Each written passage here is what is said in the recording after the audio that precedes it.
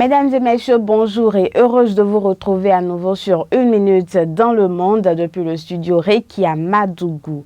Drame en RDC pour débuter cette session d'information. Un cadre du parti de l'opposant Moïse Katumbi a été tué et plusieurs autres blessés mardi 28 novembre 2023 à Kendou dans l'est du pays où l'opposant est arrivé dans le cadre de sa campagne pour la présidentielle du 20 décembre. Il s'agit du premier incident majeur depuis le début de cette campagne électorale qui se déroule dans un climat politique tendu. C'est proche de la résidence du gouverneur que l'opposant et ses partisans ont été attaqués à coups de jets de pierre par des jeunes supposés appartenir au parti présidentiel. Dans les échanges et à la cohue, en tête de cortège, Dido Kakisangui, responsable de la jeunesse du parti Ensemble pour la République de Moïse Katumbi à Kendou, a été atteint par un projectile.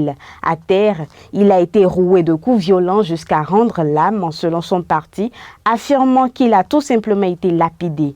Mais pour le maire de Kendou, ce dernier est tombé d'un véhicule du cortège avant d'être tamponné. La police s'est interposée en tirant à balles réelles. Dans la foulée, plusieurs autres blessés ont été enregistrés. Ces incidents n'ont tout de même pas freiné le cortège de campagne de Moïse Katumbi qui a tenu son rassemblement pour solliciter le vote des populations.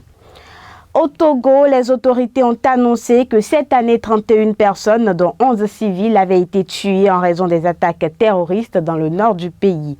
L'un des seuls bilans des incidents sécuritaires dans le nord du Togo datait d'avril 2023. Le président Faure Gnassingbé avait évoqué environ 140 morts, dont 100 civils, depuis la première attaque recensée en novembre 2021 dans la préfecture de Kendjal. Mais malgré ces chiffres, l'opposition continue de dénoncer l'opacité sur la situation sécuritaire et les obstacles à la libre circulation dans le nord du Togo et continue de demander plus de précisions sur les circonstances de ces incidents.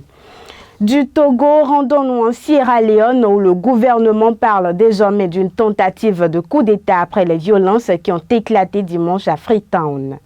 En effet, des individus armés ont attaqué des baraquements militaires, une armurerie, des centres de détention. C'est alors que ce mardi 28 novembre 2023, les autorités ont reconnu qu'il s'agissait d'une tentative de putsch perpétrée par des soldats actifs ou à la retraite. Selon eux, il s'agissait d'une opération pour subvertir illégalement et renverser le gouvernement démocratiquement élu. Selon Chernoba, ministre de l'Information, la plupart des meneurs de ce coup de force sont maintenant soit en détention, soit en fuite. Un contexte qui suscite de plus en plus l'inquiétude des Sierra-Léonais. Une dizaine d'organisations de défense des droits de l'homme a d'ailleurs condamné les violences et appelé les populations à rester attachées à la démocratie, à la loi et à utiliser des moyens pacifiques pour exprimer leurs critiques contre le pouvoir. Au Niger à présent, l'Union européenne est très préoccupée suite à l'abrogation par le Niger de la loi sur le trafic des migrants. Ylva Johansson, la commissaire européenne aux affaires intérieures, estime qu'avec l'abrogation de la loi 2015, je cite, « il y a un gros risque que cela cause de nouveaux décès dans le désert », fin de citation.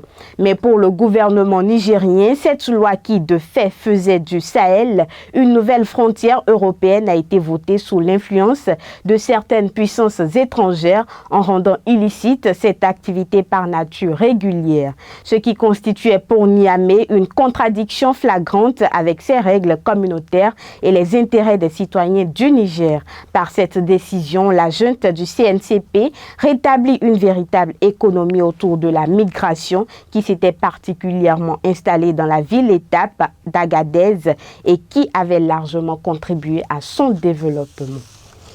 Parlons sport pour boucler cette session d'information. Le PSG voit ses chances de qualification en huitième de finale de la Ligue des Champions encore intactes mardi 28 novembre après son match nul face à Newcastle 0-1 au Parc des Princes.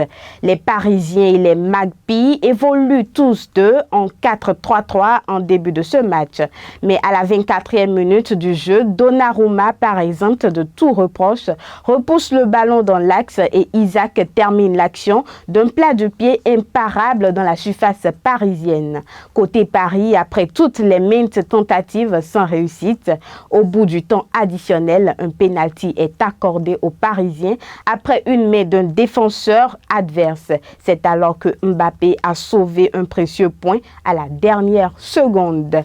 Ici se referme cette session d'information. Merci de toujours nous préférer. Portez-vous bien.